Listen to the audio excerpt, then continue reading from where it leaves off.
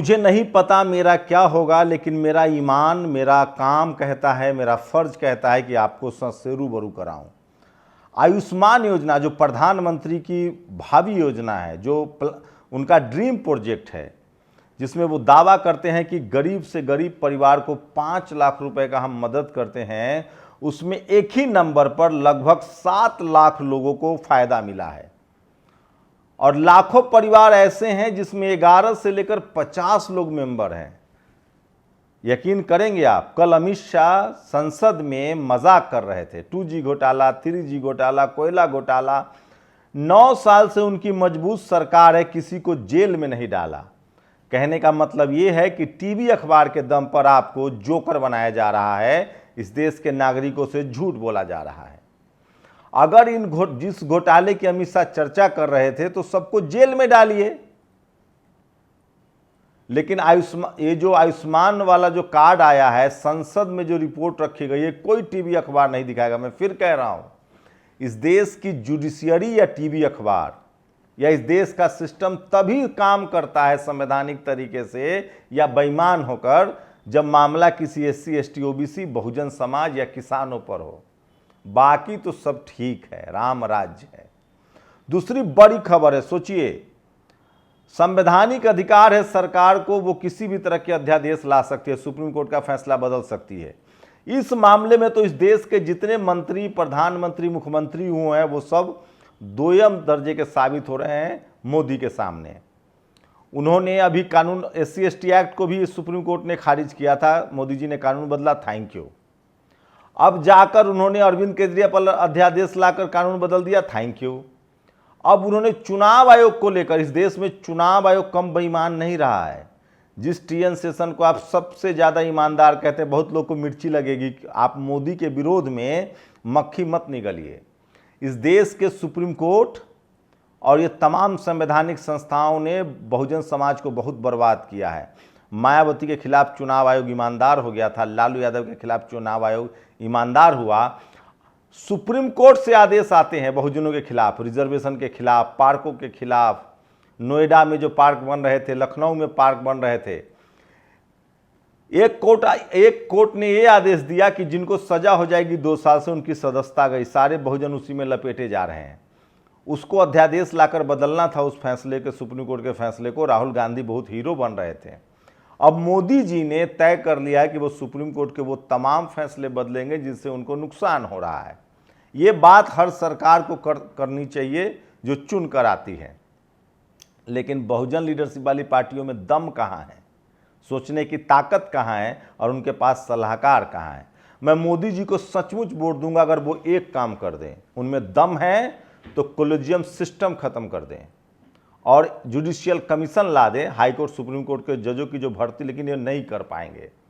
Saint Stephen जैसे college जिनको minority का दर्जा प्राप्त है, लेकिन जहां SC ST OBC को रिजर्वेशन नहीं है, वो करके दिखाए, तब मानेंगे मोदी जी कि आप में दम है।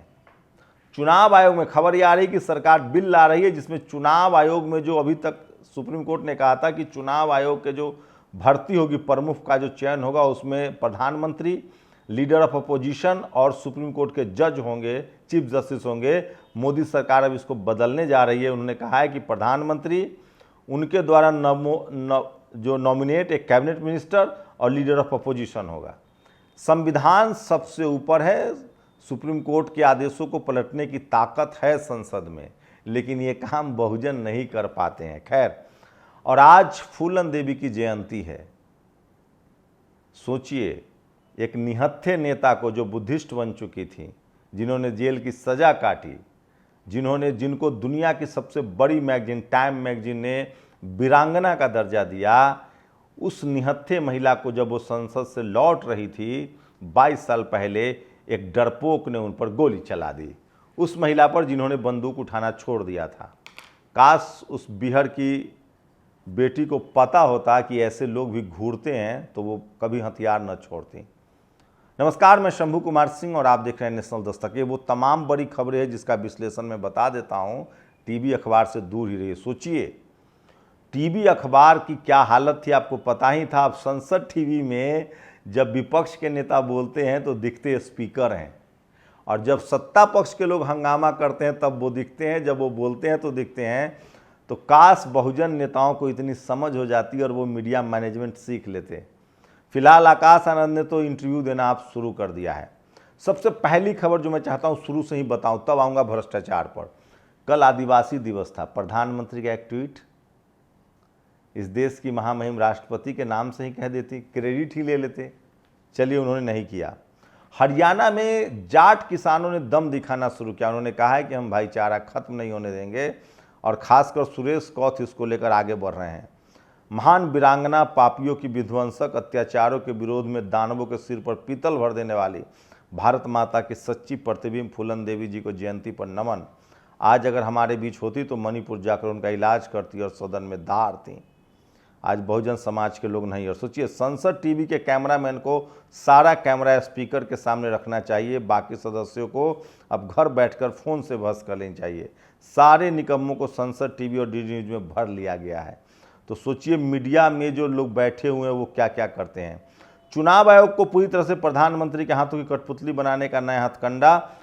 दरअसल केंद्र सरकार एक अध्यादेश कानून बनाने जा रही है कि चुनाव आयोग में सुप्रीम कोर्ट की दखल नहीं होगा। मैं फिर कह रहा हूं, मैं मोदी जी के इसका भी समर्थन कर दूंगा, लेकिन शर्त इतनी है कि वो क्लोजियम खत्म करें।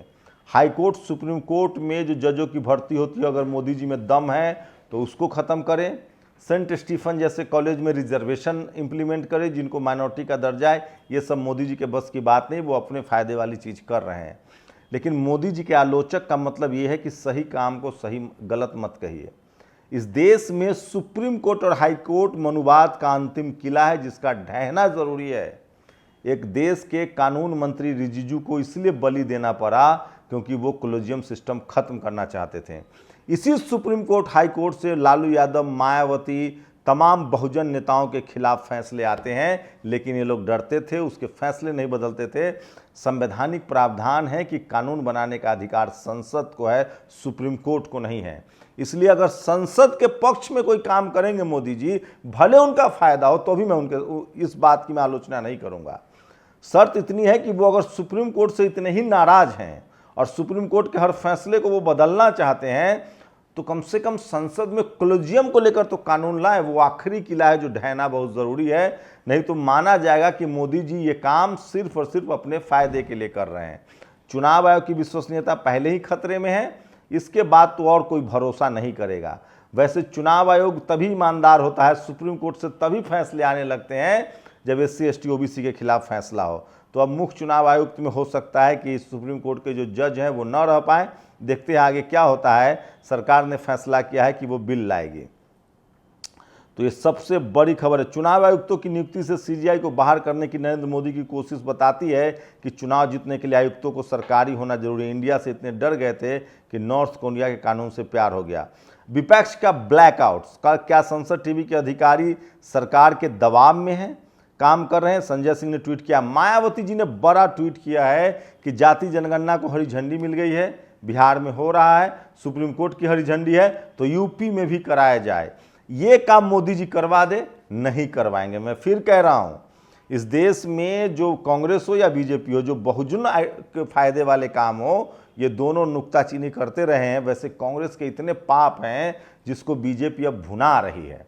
चलिए, देर सवेर से ही कांग्रेस सुधर गई है और उनको सुधरना भी पड़ेगा। पार्टी में भी रिजर्वेशन है, जाति जनगणना की मांग भी कर रहे हैं। अब तो मायावती ने भी मांग किया, देखते हैं कि जाति जनगणना पर क्या फैसला होता है। मैं फिर कह रहा हूं, मोदी जी कुछ भी कर लें, जब तक वो SC ST OBC के अधिकारों का, किसानों के अधिकारों का हनन करते रहेंगे। आपको पता है, एक नई जानकारी आई है, पूसा जो कृषि एग्रीकल्चर की सबसे बड़ी इंस्टीट्यूट है, उसमें लगभग 250 पोस्ट निकले हैं और पोस्ट को कर दिया गया है, आपको बता दें, डिपार्टमेंट वाइज, और एक भी वैकेंसी आरक्षण नहीं है। उस पर पूरा डिटेल मेरे पास आ रहा है, मैं बताऊंगा किस तरह से चोरी हो रही है। और सोचिए, भाजपा ये जो फ्लाइंग किस वाला मामला है, संसद में स्मृति ईरानी के बोलने से पहले ही जो IT सेल है बीजेपी का, वो पहले लिख रहा था। तो क्या ये सब कुछ प्लानिंग के तहत हुआ है? स्मृति ईरानी को राहुल गांधी की फ्लाइंग किस दिखती है, लेकिन मणिपुर की नंगी बेटियां क्यों नहीं दिखती है? फ्लाइंग किस वाला वैसे फोटो कैमरा में वीडियो नहीं है। PM मोदी खुलेआम सुप्रीम कोर्ट को नहीं मान रही है, बेहद खतरनाक स्थिति है। अरविंद केजरीवाल भी अपने जाल में फंस रहे। और अब आ रहा हूँ PM आयुष्मान लाभार्थी पर। 7.5 लाख लाभार्थी का मोबाइल नंबर एक ही है, 1 2 3 4 5 6 7, मतलब 99999। 1.5 लाख लाभार्थी का मोबाइल नंबर 88888 है। हजारों परिवार ऐसे हैं जिसमें सदस्यों की संख्या 1 से लेकर 200 तक है। सबसे बड़ी लूट मची है, ये सोचिए। 1 कैंडिडेट पर 5 लाख रुपए अगर इशू किए गए होंगे तो कितना बड़ा घोटाला है ये। लेकिन क्या मजाल है कि कोई टीवी अखबार आपको बता देगा। और ये सबसे बड़ी खबर है जो मैं आपको बता रहा था। और राजस्थान में गहलोत सरकार को अब आरक्षण याद आने लगे। उन्होंने कहा है कि हम वहाँ 21% ओबीसी रिजर्वेशन है, उन्होंने कहा है कि 6% और रिजर्वेशन लागू करेंगे। और इकोनॉमिक वेकर सेक्शन तो लागू हो गया देश में, लेकिन अभी तक ओबीसी को पूरा 27% नहीं मिल रहा है। ये है समाजवादी पार्टी की सांसद फूलन देवी। अखिलेश जी ने भी उनको याद किया है, नमन किया है। और ये देखिए पत्रकार की, मैं वीडियो नहीं दिखा सकता, स्क्रीनशॉट।